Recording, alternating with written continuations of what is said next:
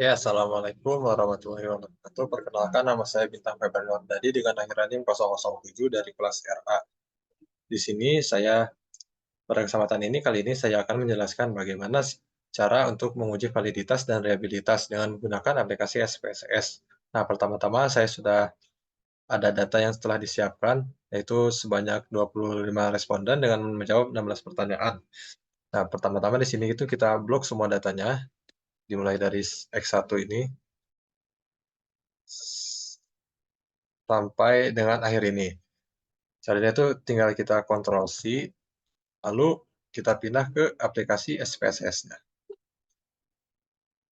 Nah, setelah itu kita langsung paste saja.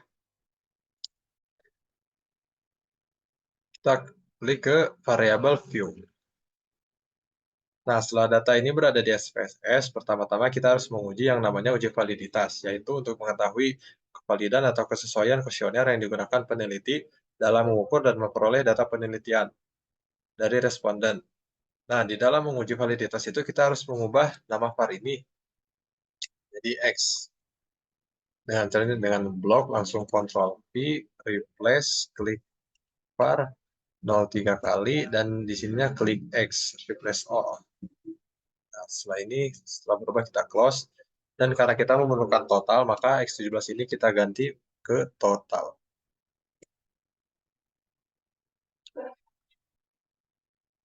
Nah, karena kita telah ubah namanya, maka kita langsung ke analyze, correlate, dan bivariate.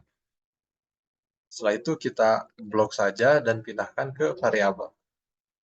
Oke. Nah, nanti akan muncul data correlation-nya. Data correlation uji validitasnya di sini. Kita lihat ini dari X01 hingga X total di sini sudah tersedia. X total di sini itu maksudnya adalah untuk merupakan item yang kita punya dari beberapa variabel. Nah, di sini ada person correlate. Di sini juga ada nilai signifikan R hitung. Nah, kita ini akan mencari R hitung dan dibandingkan dengan R tabel. Kemudian signifikasikan. Kemudian ada significance. Lalu ada juga N di sini, yaitu menunjukkan seberapa banyak responden yang kita punya. Dan yang kita punya itu tadi ada 25. Kita lihat bagian akhirnya itu ada 0,787. Nah, kita lihat di R tabel. Kita lihat R tabelnya, kebetulan saya sudah punya R tabel, dan di sini. Distribusi nilai tabel signifikan 5% dan 1%. Kita lihat di sini yang 5%, tadi adalah 25 N-nya itu.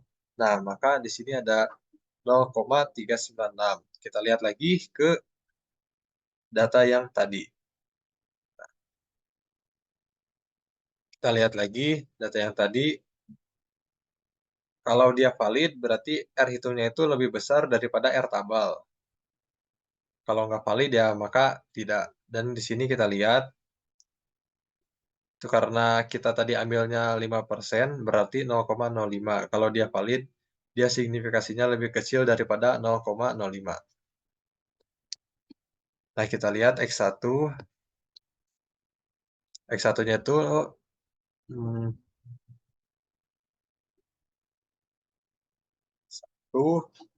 tadi itu 0,787 lebih besar, berarti valid. X2-nya itu valid. Valid juga. Seterusnya. Dan validasi signaturnya itu kita ambil yang 0,05. Nah, kita lihat di sini kalau nilai signifikannya lebih kecil itu berarti valid. Nah, di sini karena ini 0,001 berarti data yang kita punya ini valid. Namun kita juga harus menentukan uji validasi.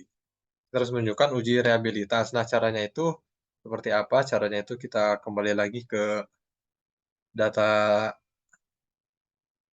sebelumnya. Nah, kita kembali ke data ini, kemudian kita klik analyze, kemudian scale, dan reliability analysis. Kita blok semuanya, kecuali total. Kita pindahkan semuanya kecuali total.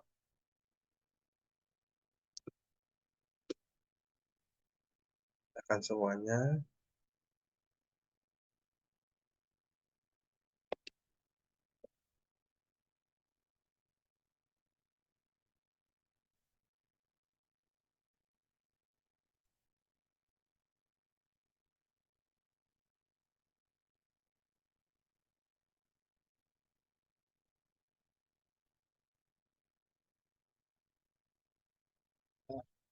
Kita klik statistik, kita scale if item delete, continue. Ininya pilih alpha, lalu oke. Nah, udah keluar data reliability statistiknya di sini.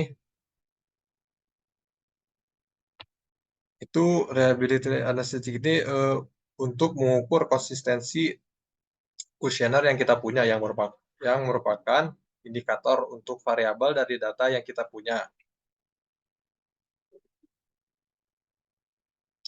Nah, kita lihat di sini reliability statistiknya.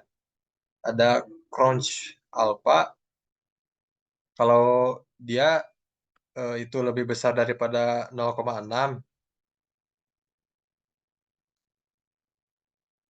dan di sini kita lihat 0, yang kita punya itu 0,976, berarti data yang kita punya itu valid. Dan reliability, artinya data yang kita punya adalah sesuai dan kita dapat konsisten kuesioner yang kita dapat. Mungkin eh, hanya segitu yang bisa saya sampaikan. Mohon maaf bila ada kekurangan ataupun salah dalam perkataan. Wassalamualaikum warahmatullahi wabarakatuh.